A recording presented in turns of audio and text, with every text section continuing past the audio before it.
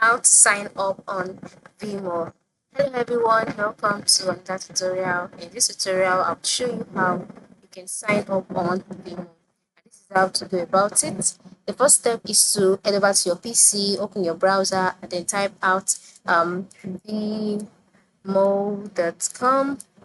and then click enter or the search button.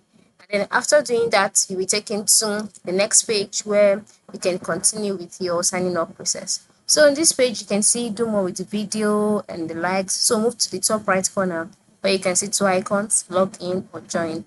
So click on join.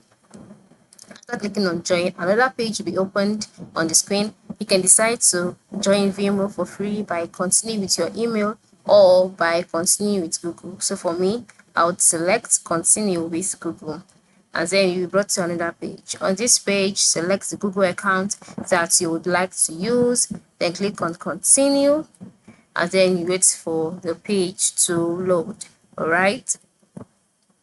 So once that's loaded, you can see your account will be created automatically, and then you'll be asked to subscribe if you want to. You can select any of these plans, or instead you can just make use of the free account for now. So this is my account and this is how to go about it. You can now head over to your profile by moving to the top right corner and then click on your avatar icon.